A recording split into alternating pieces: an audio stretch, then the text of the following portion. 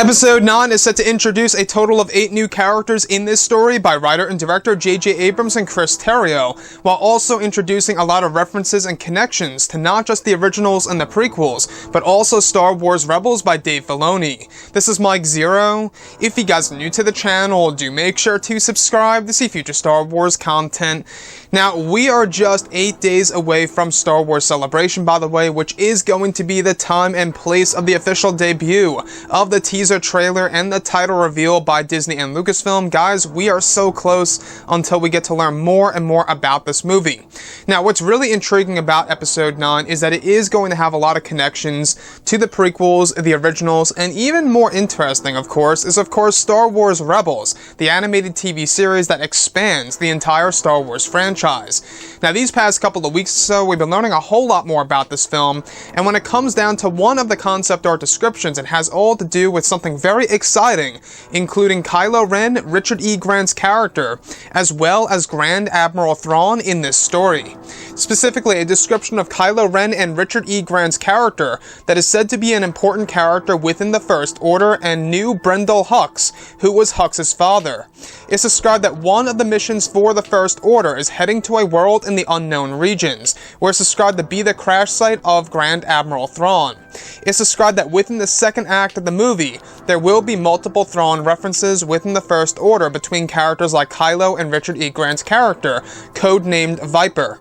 Another goes over Kylo and his knights on their speeders, traveling in a pack and scoping out the wreckage, where Kylo eventually goes inside with his knights, where a transmission can be heard that is said to be the voice of Grand Admiral Thrawn, sending out a message before he crashed on the planet.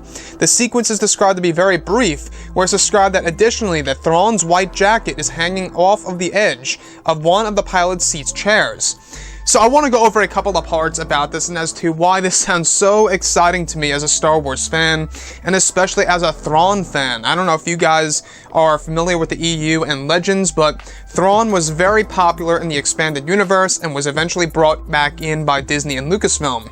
So what's really interesting about this character is that this is also leaving open the possibilities of Thrawn actually being alive. I think that the whole entire sequence in which Kylo and his knights discover this destroyer or this ship, whatever have you, crash landed on this world that is actually said to be the location of Grand Admiral Thrawn and his crash site, where they eventually go inside and hear a transmission of Thrawn himself and eventually see the iconic white jacket hanging off the edge of one of the pilot's seats in the actual ship in this movie. So what's the significance of this scene? Why is Kylo Ren and the Knights of Ren inside of the actual ship that belonged to Grand Admiral Thrawn? The same exact ship that we saw between both Thrawn and Ezra Bridger in, of course, the last episode of Star Wars Rebels Season 4. So the thing here is this, what's really intriguing is that there are going to be Thrawn references in Star Wars Episode 9, primarily within the second act of the movie. Again, like I said, we do know that J.J. Abrams had a lot of discussions with Dave Filoni, who is indeed the showrunner of Rebels itself. So you can only imagine, what kind of advice J.J. took from Dave in order to really make this movie connect to Star Wars Rebels and make everything feel interconnected and pretty much, in tune with the continuity. So not only that, guys, like I say, this most definitely gives us an open-ended answer once again about the actual fate of course, Ezra Bridger and Grand Admiral Thrawn. In case you guys have not seen Rebels Season 4, it's highly assumed that once the ship goes into hyperspace, that it actually went into the unknown regions. Now, I also want to focus on Richard E. Grant's character, who is now codenamed and known as Viper, who actually once knew General Hux's father, Brendol Hux.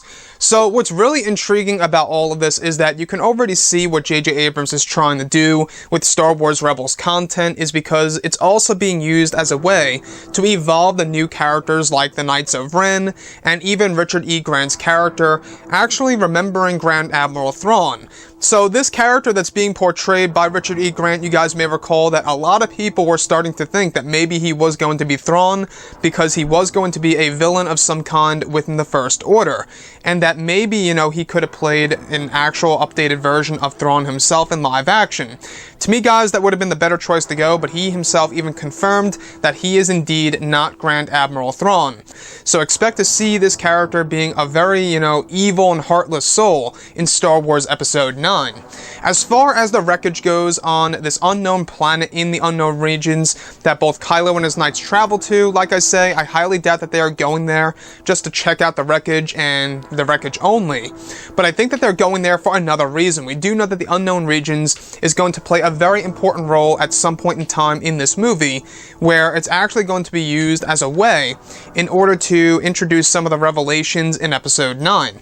So with that being said, guys, I gotta say, smart move by Disney and Lucasfilm by connecting this movie to Star Wars Rebels, making all these different references and of course all these different nods to the animated TV series and this popular character that so many people love. Does this really mean that Thrawn is going to be in the movie? That's a big question I'm not quite sure of. But anyways, guys, drop a comment below. Let me know what you think about all of this in the comments. And if you guys did enjoy the content for today, do make sure to drop a thumbs up on this video to support the channel. I thank you all so very much for the kind support, and I'll catch you guys next time.